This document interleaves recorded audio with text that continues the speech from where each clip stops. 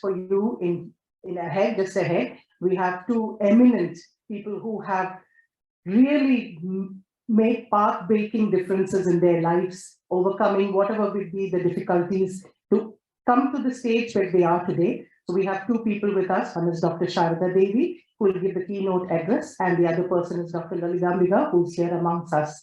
So I will just, they have got huge profiles. I've tried to put it all together so that we can get the basic essence of all the things that they have done, at the same time not take up too much time. So Dr. Sharada Devi, welcome. I can see you on the screen here. Can we have her? Yeah. So she is a researcher and a disability activist, and she advocates for disability rights. She's just become a doctor, so she's Dr. Sharada Devi, and there she is for you. Well, welcome to you, ma'am. Thank you, ma'am. She has, in her capacity as a person who uses a wheelchair, she has been talking a lot about it and also explaining, getting people to be aware about it. So she has published papers, she's discussed this with n number of people in many seminars and symposiums. So she is here to tell us something about ableism and technology. About her, she has presented about 11 papers at national and international levels at seminars and conferences. She has published articles in multiple medias and different areas. She's basically, and one of her key articles has been published in a journal which is Molding Disabled Identities, a subjective analysis, which has been published in the Cultural Politics of Disability and Literary and Cinema. It has been published at the Cambridge. Another article is also being soon coming up, which also you will be able to see. And now, since we have LinkedIn and Facebook, you can check out more of all the work that she is doing. But we have with her here today to speak. She was very keen to come here and be present physically, but she wasn't able to do that. She'll also be able to tell you something more about that. So, Dr. Sharada, over to you. Thank you, ma'am. I hope I'm audible. Yes. So, good evening, everyone. Let me begin by expressing my sincere thanks to Trinity and WE-WIT for inviting me to the final event as part of this Accelerated Leadership Program 2022. I feel honored to deliver this keynote speech at this event attended by the 37 aspiring women leaders, their mentors, and leaders from other industries. I'm expected to talk about the topic ableness and technology. So December 3rd, last Saturday, was the International Day of Persons with Disabilities. So this year's theme was Transformative Solutions for Inclusive Development, the role of innovation in fueling an accessible and equitable world. Like I always say and write, disability is a product of society. The persons with different kinds of impairments are disabled by the society that does not provide them reasonable accommodation facilities for leading a dignified life. Technological advancements, of course, have transformed the lives of many persons with disabilities. Assistive technology has enabled persons with impairments to live healthy, to be productive, and to be independent, and to lead dignified lives. So they are now able to participate in different fields of life, like education, the labor market, and other fields of society. So without assistive technology, it's difficult for persons with impairments to lead a mainstream life. Without assistive technology, they are often excluded and isolated from mainstream society, and most of them have to live in poverty.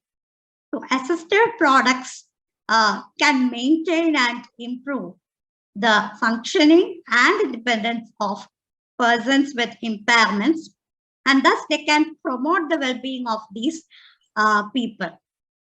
So there are different assistive technological facilities and devices for persons with different kinds of impairments. For example, I'm a wheelchair user, so my motorized wheelchair has empowered me in many ways. And one of my disabled friends named Krishna Kumar has less mobility. So he performs almost all his activities, including making calls to others using a technology based on voice commands. And for persons with visual impairments, we have facilities like screen readers. Then there are items like image descriptions, alt text, etc.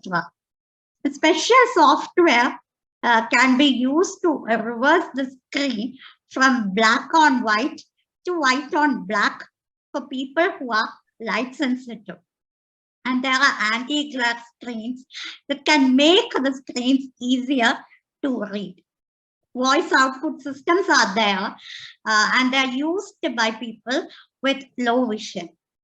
Then for deaf people or the deaf community, there are hearing aids, captioning or subtitles.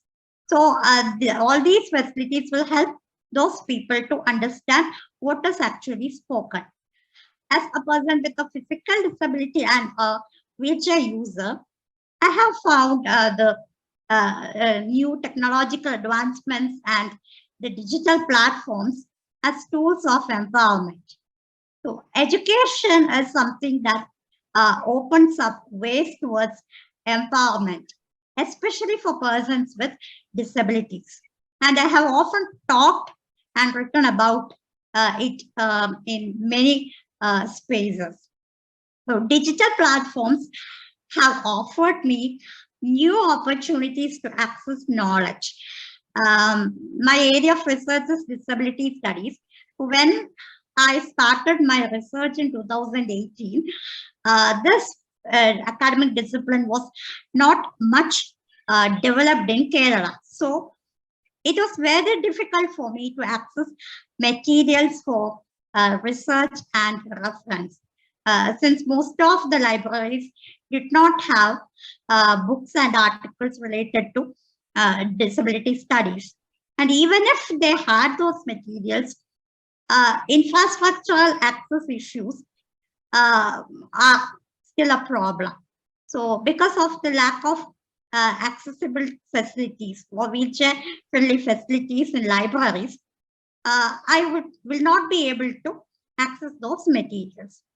But thanks to a platform, a website called literariness.org that is curated by a sir named Nasrullah Mamrod, I could get a lot of materials for my research. That platform has helped me a lot. And when the COVID-19 pandemic struck the whole world, we know everyone started focusing on the online digital platforms to ensure physical distancing. So this enabled me to attend many useful events, including many PhD open defenses, online workshops, courses, webinars, and so on. So I could interact with experts and other research scholars in disability studies. And thus I was able to actually enrich my knowledge and perceptions. And the most important thing is that many of these events were organized by institutions outside Kerala. So if they were conducted offline, maybe owing to accessibility issues, it would have been difficult for me to attend them. So in my opinion, any events like classes, sessions, lectures, seminars, any events should be conducted through the hybrid mode. And the live streaming is a good option, I think, for persons with physical disabilities who cannot attend sessions due to physical disabilities. I got to know similar experiences of other persons persons with mobility issues. Like people with mobility issues are found the new technologies and the digital platforms beneficial in many ways, just like me. And due to personal reasons, I'm not actually able to join you all there. I'm not able to come to Technopark today, but thanks to technology, I'm able to join this event and also to deliver this lecture. It's an important thing that these assistive technological facilities and devices should be made available to individuals with disabilities. But that does not solve all issues. There are several accessibility issues connected with this assistive technology for persons with disabilities.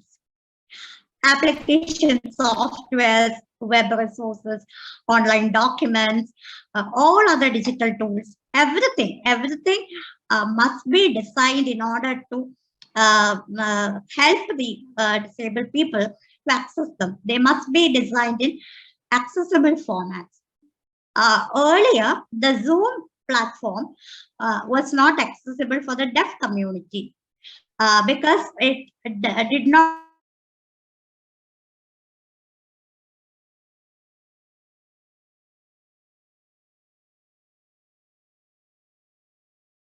it's up to the host of the organizer of events to enable that option. Then whatever is set through that platform will be made accessible to the deaf people through subtitles or captions. So that is one important issue related to this field. And then in developing countries, including our country, many people with disabilities will find it difficult to afford the expenses of assistive technologies. For example, motorized wheelchair.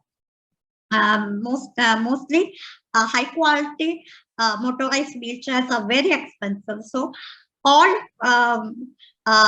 persons with locomotor disability will not be able to afford that high cost.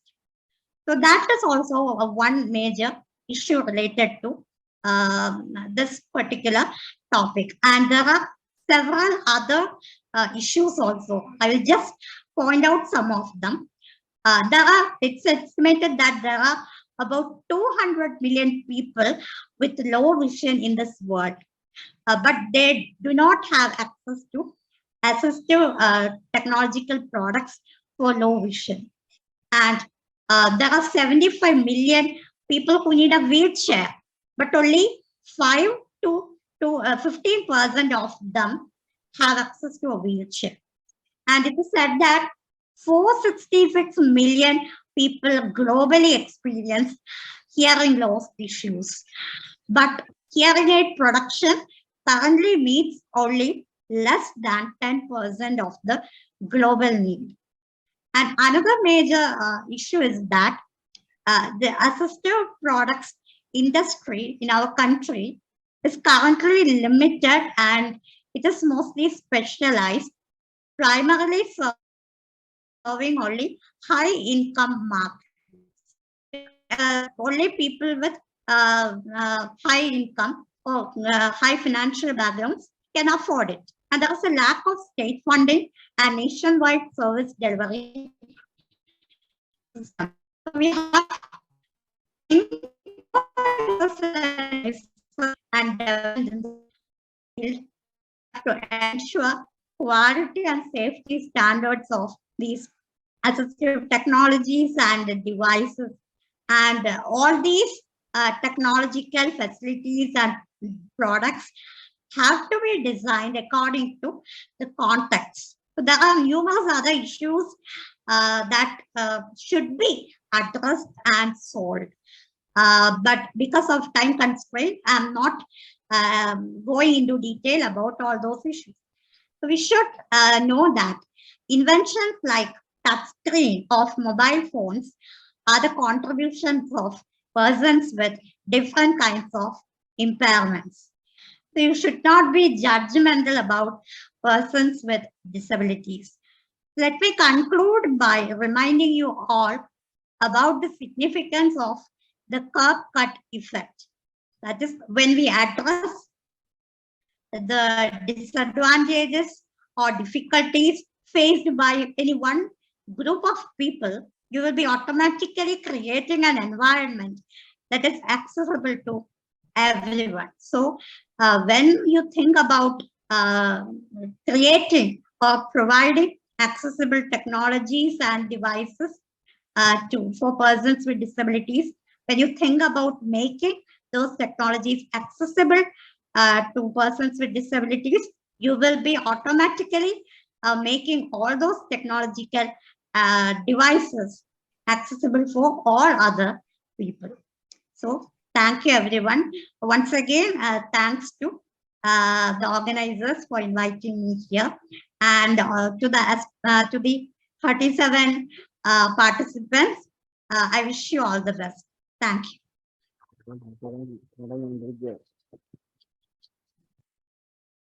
Thank you, Dr. Sharda.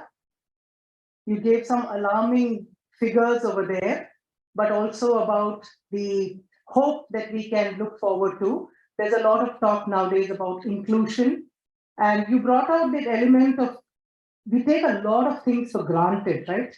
And how much we must count our blessings and also think about the world around us. And like you just mentioned, if we think of the person with the maximum difficulties in whatever space it is, whether it's hearing, listening, walking, whatever, we will be making use, we're creating products which are of wider use. So when she mentioned about the touch screen and about Zoom now being enabled in such a way that people who can't hear too well can also be included, it's an amazing step forward. It's probably a good idea for us to also think about for the coming projects that we'll be doing for ALP 2023 and what we can contribute to in this line. So thank you again, Dr. Sharada. That was, you brought out a lot of ideas and thoughts that we have to think about. So a lot more food for thought. Thank you, ma'am. Okay, I think she said thank you. We have